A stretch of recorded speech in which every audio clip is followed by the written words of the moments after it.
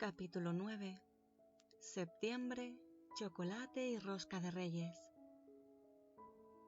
Ingredientes: 2 libras de cacao Soconusco, 2 libras de cacao Maracaibo, 2 libras de cacao Caracas, azúcar entre 4 y 6 libras según el gusto.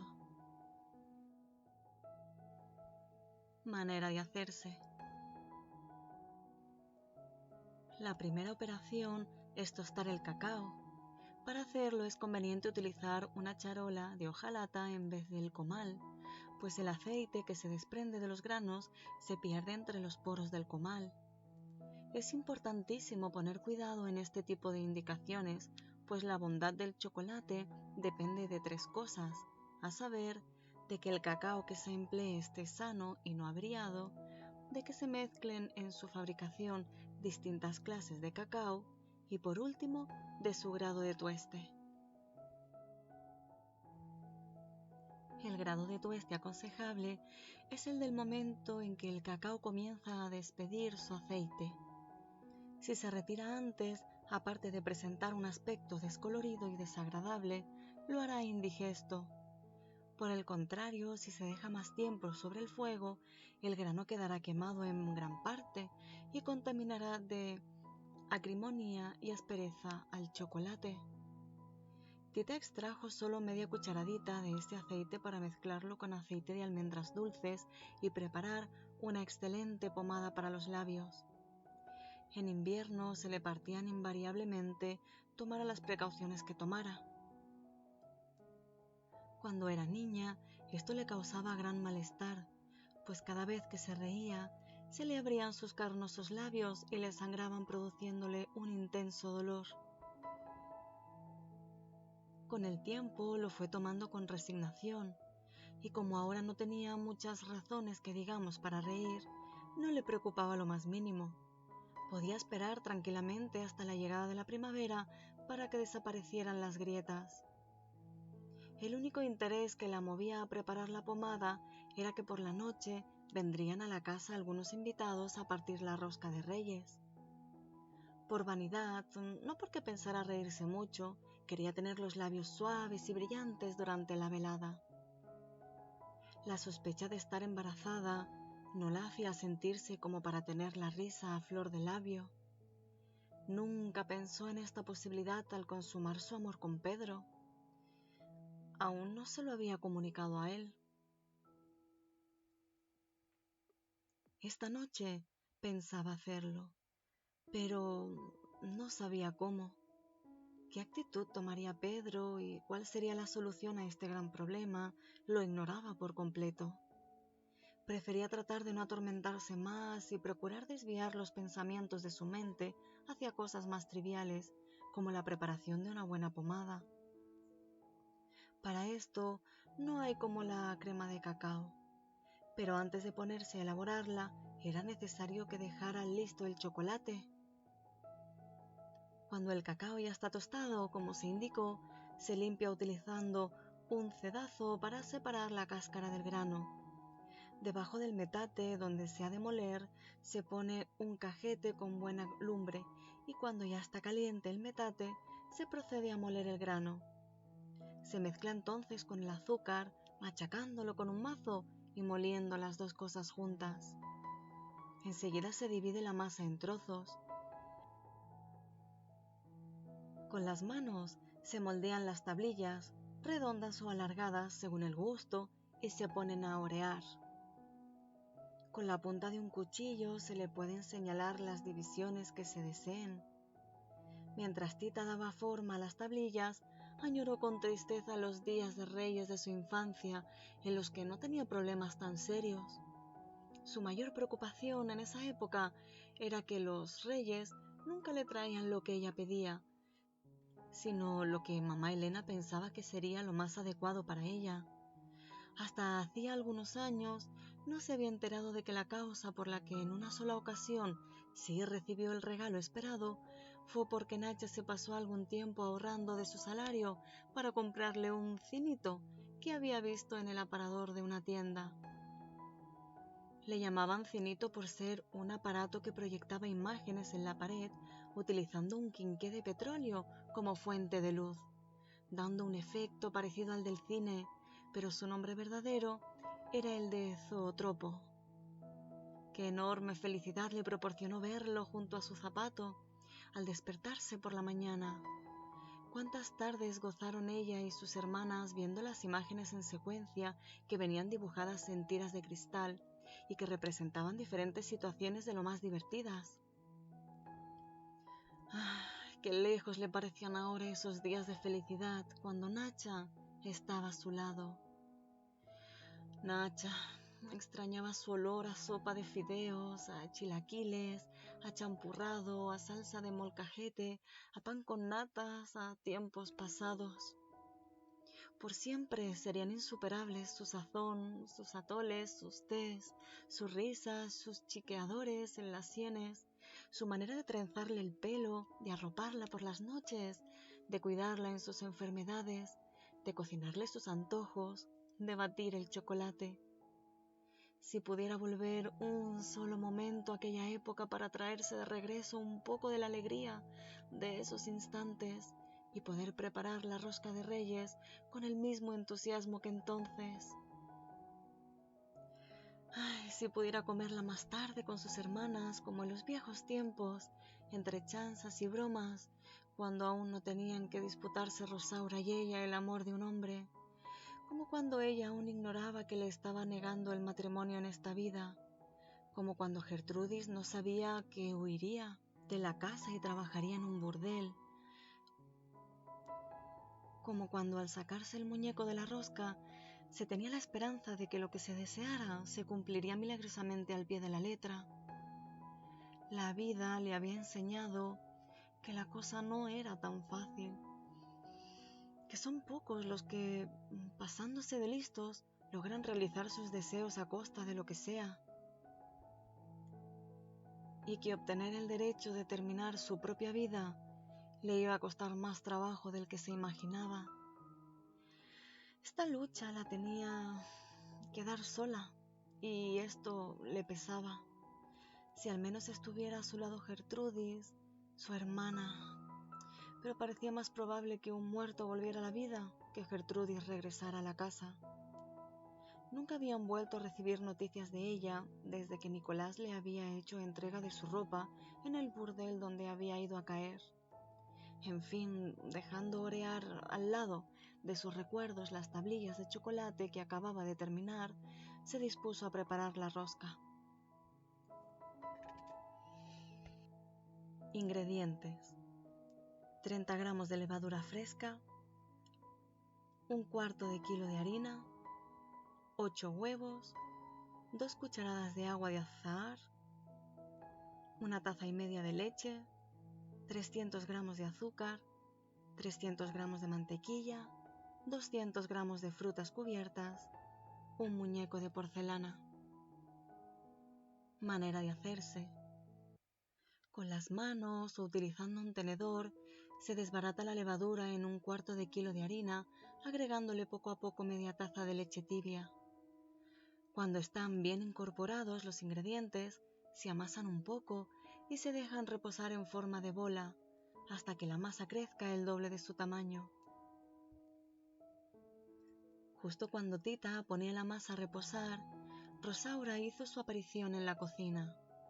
Venía a pedirle su ayuda para poder llevar a cabo la dieta que John le había recetado. Desde hacía unas semanas tenía graves problemas digestivos, sufría de flato y mal aliento. Rosaura se sintió tan apenada por estos trastornos que inclusive tuvo que tomar la decisión de que Pedro y ella durmieran en recámaras separadas. De esta manera minoraba un poco su sufrimiento al poder desalojar ventosidades a su antojo. John le había recomendado abstenerse de alimentos tales como raíces y legumbres y realizar un activo trabajo corporal. Esto último se le dificultaba por su excesiva gordura. No se explicaba por qué desde que regresó nuevamente al rancho había empezado a engordar tanto, pues seguía comiendo lo mismo de siempre. El caso es que le costaba un trabajo enorme poner en movimiento su voluminoso y gelatinoso cuerpo. Todos estos males le estaban acarreando infinidad de problemas, pero el más grave era que Pedro se estaba distanciando de ella cada día más. No lo culpaba, ni ella misma soportaba su pestilente vaho. Ya no podía más. Era la primera vez que Rosaura se abría de capa con Tita y trataba de estos temas con ella.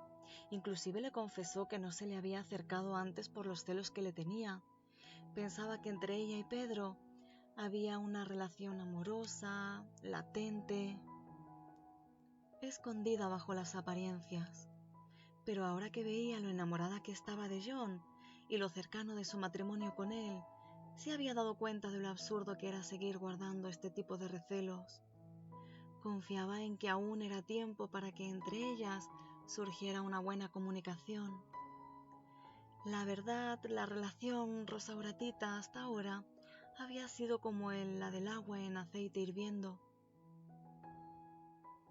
Con lágrimas en los ojos, le rogó que por favor no la guardara rencor por haberse casado con Pedro y le pidió su consejo para recuperarlo. Como si ella estuviera para darle este tipo de consejos. Con pena Rosaura le comentó que Pedro tenía muchos meses de no acercársele con intenciones amorosas. Prácticamente la rehuía. Esto no le preocupaba mucho, pues Pedro nunca había sido muy dado a los excesos sexuales, pero últimamente no solo eso, sino que detectaba en sus actitudes un abierto rechazo a su persona. Es más, podía precisar exactamente desde cuándo, pues lo recordaba perfectamente. Fue la noche en que el fantasma de Mamá Elena había empezado a aparecer. Ella estaba despierta esperando que Pedro regresara de un paseo que había salido a dar. Cuando regresó, casi no le prestó atención a su historia del fantasma. Estaba como ausente. Durante la noche, ella había tratado de abrazarlo, pero él o estaba muy dormido o fingió estarlo, pues no reaccionó a sus insinuaciones.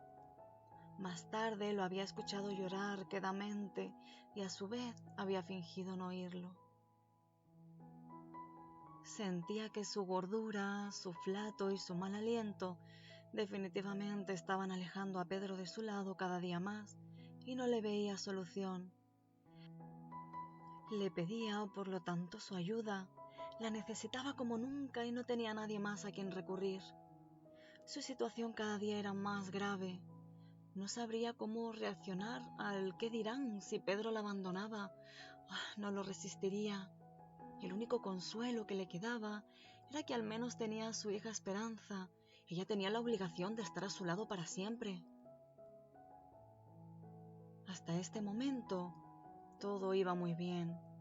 Las primeras palabras de Rosaura habían causado estragos en la conciencia de Tita, pero en cuanto escuchó por segunda ocasión cuál sería el destino de Esperanza, tuvo que hacer un soberano esfuerzo por no gritarle a su hermana que esta idea era la más aberrante que había escuchado en toda su vida. No podía iniciar en estos momentos una discusión entre ellas que diera al traste con la buena voluntad que sentía de compensar a Rosaura del daño que le estaba causando. Así que en lugar de externar sus pensamientos, le prometió a su hermana prepararle una dieta especial para ayudarla a bajar de peso. Y amablemente le proporcionó una receta de familia contra el mal aliento. El mal aliento tiene su origen en el estómago y son varias las causas que contribuyen a ello.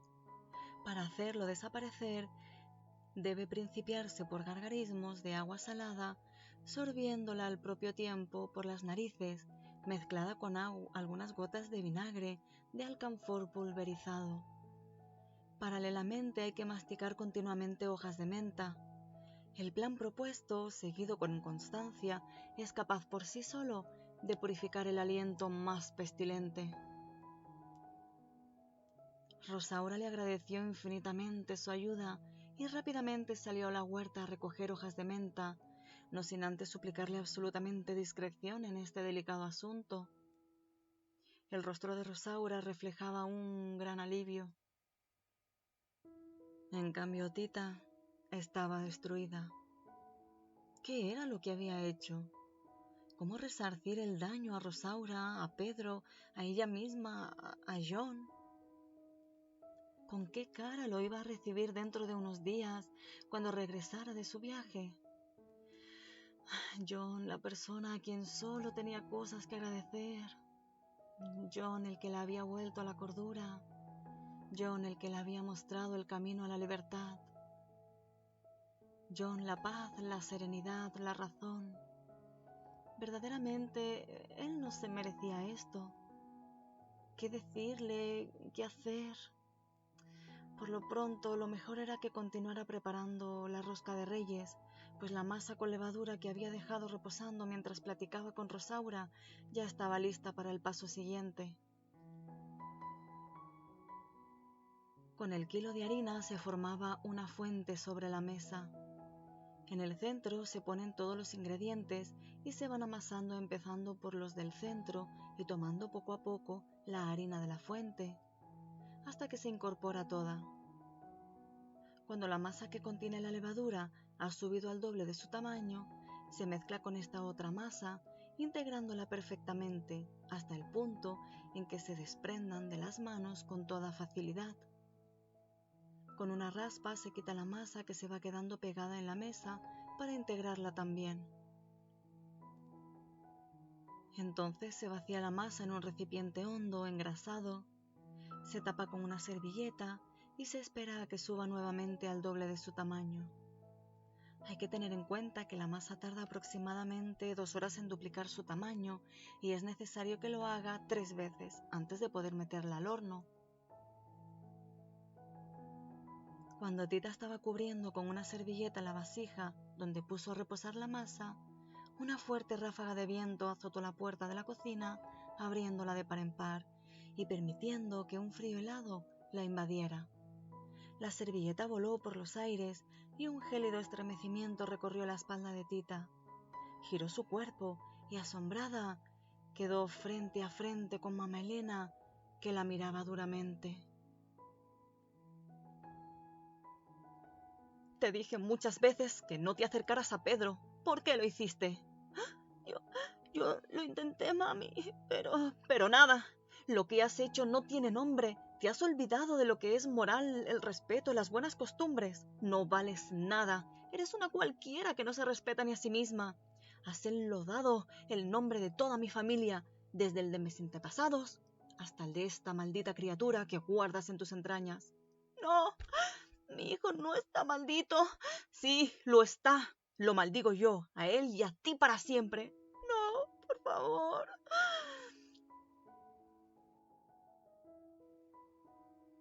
La entrada de Chencha en la cocina hizo que Mamá Elena diera media vuelta y saliera por la misma puerta por donde había entrado. Cierra la puerta, niña. ¿No ves el frío que hace? Últimamente te veo muy despatoladota. Pues, ¿qué traes, pues? Nada. No le pasaba nada más que tener un mes de atraso en su menstruación, la sospecha de estar embarazada, tener que decírselo a John en cuanto regresara para casarse con ella, tener que cancelar ese matrimonio, tener que abandonar ese rancho si es que quería tener a su hijo sin problemas, tener que renunciar para siempre a Pedro, pues no podía hacerle más daño a Rosaura. Solo eso le pasaba, pero no se lo podía decir. De hacerlo con lo chismosa que era Chencha, al otro día todo el pueblo lo sabría. Prefirió no darle ninguna respuesta y cambiarle el tema sin más ni más, tal y como Chencha se lo hacía a ella cuando la sorprendía en alguna falta.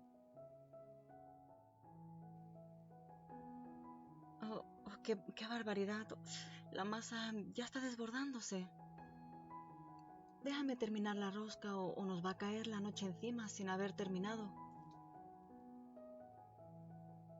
Aún no se estaba desbordando la masa de la vasija donde la había puesto a reposar, pero era el pretexto ideal para distraer la atención de Chencha hacia otro asunto. Cuando la masa ya dobla su tamaño por segunda vez, se vacía sobre la mesa y se hace una tira con ella. En medio se le ponen, si se desea, algunas frutas recubiertas en trozos. Si no, solamente el muñeco de porcelana. Se enrolla la tira metiendo una punta en la otra. se pone sobre una lámina engrasada y enharinada con la unión hacia abajo. Se le da la forma de rosca, dejando bastante espacio entre la misma y la orilla de la lámina, pues todavía va a doblar su tamaño una vez más. Mientras tanto, se enciende el horno para mantener una temperatura agradable en la cocina hasta que termine de esponjarse la masa. Observando detenidamente las delicadas formas del muñeco, pensaba lo fácil que era desear cosas durante la niñez. Entonces, no hay imposibles. Cuando uno crece, se da cuenta de todo lo que no se puede desear porque es algo prohibido, pecaminoso, indecente. Pero, ¿qué es la decencia? ¿Negar todo lo que uno quiere verdaderamente? Ojalá que nunca hubiera crecido, ni conocido a Pedro, ni tuviera que desear no estar embarazada de él. Ojalá que su madre dejara de atormentarla, de toparse con ella por todos los rincones y de gritarle lo indigno de su proceder. Ojalá que Esperanza se casara sin que Rosaura lo pudiera impedir y nunca conociera de estas angustias y dolores. Ojalá que esta niña tuviera la fuerza que había tenido Gertrudis para huir de la casa en caso de ser necesario. Ojalá que Gertrudis regresara a casa para darle a Tita el apoyo que tanto necesitaba en estos momentos. Pidiendo estos deseos, introdujo el muñeco en la rosca y la dejó sobre la mesa para que siguiera aumentando su tamaño. Cuando la masa dobla su tamaño por tercera vez, se decora con las frutas cubiertas, se barniza con huevo batido y se le pone el azúcar. Se mete al horno por 20 minutos y después se deja enfriar. Cuando la rosca estuvo lista, Tita le pidió a Pedro que la ayudara a llevarla a la mesa. Le hubiera podido pedir ayuda a quien fuera, pero necesitaba hablar con él en privado. Pedro, necesito hablarle a solas. Es muy fácil porque no va al cuarto oscuro. Ahí lo podemos hacer sin que nadie nos moleste. Llevo muchos días esperando que vaya. Ya, precisamente lo que tengo que decirle es sobre esas visitas. La entrada de Chencha interrumpió la conversación para informar que los Lobo acababan de llegar a la fiesta y solo estaban esperando por ellos para partir la rosca. Entonces a Tita y a Pedro no les quedó otra que suspender la conversación y llevar la rosca al comedor, donde era esperada con ansiedad. Cuando iban atravesando el pasillo, Tita vio a su madre parada junto a la puerta del comedor, lanzándole una mirada de furia. Tita se paralizó. El pulque empezó a ladrarle a mamá Elena, que caminaba amenazadoramente hacia Tita. El perro tenía el pelo del lomo erizado por el miedo y caminaba defensivamente hacia atrás. Su aturdimiento hizo que metiera una pata trasera dentro de la escupidera de latón que se encontraba al final del pasillo, junto al helecho, y que al tratar de salir corriendo, la azotara contra el piso, dejando regado por todos lados el contenido de esta. El escándalo que provocó llamó la atención de los 12 invitados que ya se encontraban reunidos en la sala. Se asomaron al pasillo muy alarmados y Pedro les tuvo que explicar que el pulque, tal vez por la vejez, últimamente hacía este tipo de cosas inexplicables, pero que todo estaba bajo control. Sin embargo, Paquita Lobo se dio cuenta de que Tita estaba a punto del desmayo. Pidió que alguien más la ayudara a Pedro a llevar la rosca del comedor, pues ella veía a Tita muy indispuesta. La tomó del brazo y la llevó a la sala. Le dieron a oler sales y después de un momento se recuperó por completo. Entonces decidieron pasar al comedor. Antes de salir, Paquita detuvo a Tita un segundo y le preguntó: ¿Ya te sientes bien? Aún te noto medio mareada y tienes una mirada que, de no ser porque yo sé perfectamente que eres una muchacha decente, juraría que estás embarazada. Tita, riendo y tratando de no darle importancia, le respondió. ¿Embarazada? Solo a usted se le ocurre. ¿Y qué tiene que ver con la mirada eso? Yo puedo ver en los ojos de una mujer inmediatamente cuando está embarazada.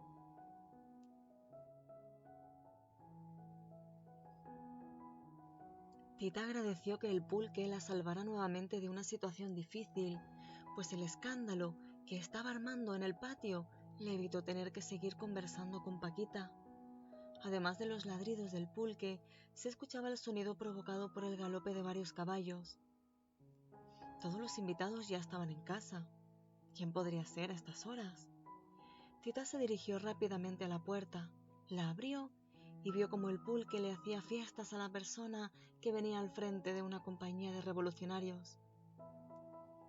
Hasta que se acercaron lo suficiente, no pudo apreciar que quien venía al mando de la tropa era nada más y nada menos que su hermana Gertrudis. A su lado cabalgaba el ahora general Juan Alejandrez, el mismo que la había robado tiempo atrás. Gertrudis se bajó del caballo y, como si el tiempo no hubiera pasado, dijo con desparpajo que, sabiendo que era día de partir la rosca, había venido por una buena taza de chocolate recién batido. Tita, abrazándola emocionada, la llevó de inmediato a la mesa para cumplirle el deseo. En la casa lo hacían como nadie, pues ponían mucho esmero en todos los pasos a seguir para hacerlo. Desde su fabricación hasta la batida del chocolate, que es otro capítulo importantísimo. La impericia al batirlo puede ocasionar que un chocolate de excelente calidad se convierta en detestable, o por su falta de conocimiento, o por estar pasado del punto, o muy espeso, o aún quemado. El método para evitar todas las fallas anteriores es muy sencillo. Se pone en la lumbre una tablilla de chocolate con agua.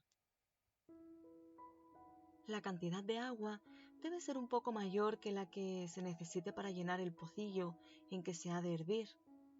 Cuando da el primer hervor, se aparta del fuego y se deshace la tablilla perfectamente. Se bate con el molinillo hasta que esté bien incorporada con el agua. Se vuelve a la hornilla. Cuando dé otro hervor y quiera subir, se aparta de la lumbre. Enseguida se vuelve a poner, y así hasta que dé el tercer hervor. Entonces se aparta por última ocasión y se bate. Se sirve la mitad en el pozuelo y se vuelve a batir el restante. Entonces se sirve todo, dejando la superficie cubierta de espuma.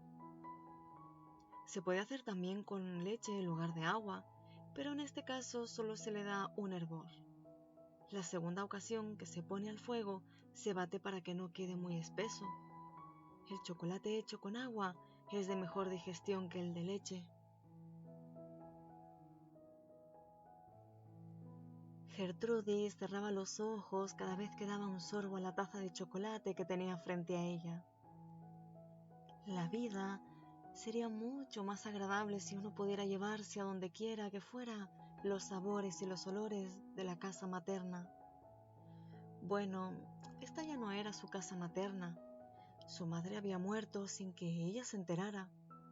Sintió mucha pena cuando Tita se lo informó. Ella había regresado con la intención de mostrarle a mamá Elena que había triunfado en la vida. Era generala del ejército revolucionario. Este nombramiento se lo había ganado a pulso, luchando como nadie en el campo de batalla. En la sangre traía el don de mando, así que en cuanto ingresó al ejército, rápidamente empezó a escalar puestos en el poder hasta alcanzar el mejor puesto. Y no solo eso, regresaba felizmente casada con Juan. Se habían encontrado después de haberse dejado de ver por más de un año, y entre ellos había renacido la misma pasión que la del día en que se conocieron. ¿Qué más podía pedir una persona? Cómo le gustaría que su madre la hubiera visto y cómo le gustaría volverla a ver, aunque solo fuera para que le indicara con la mirada que era necesario que utilizara la servilleta para limpiarse los restos de chocolate en los labios. Este chocolate estaba preparado como en los viejos tiempos. Gertrudis lanzó una plegaria en silencio y con los ojos cerrados, pidiendo que Tita viviera muchos años más cocinando las recetas de la familia. Ni ella ni Rosaura tenían los conocimientos para hacerlo. Por lo tanto, el día que Tita muriera, moriría junto con ella el pasado de su familia. Cuando todos terminaron de cenar, pasaron a la sala donde dio comienzo el baile. El salón estaba perfectamente iluminado por una colosal cantidad de velas. Juan impresionó a los invitados tocando de maravilla la guitarra, la armónica y el acordeón. Gertrudis llevaba el ritmo de las piezas que Juan interpretaba, golpeando el piso con la punta de su bota. Lo miraba orgullosamente desde el fondo del salón, donde una corte de admiradores la tenía rodeada, asediándola con preguntas sobre su participación en la revolución. Gertrudis, con gran soltura, mientras fumaba, les narraba fantásticas historias de las batallas en las que había participado.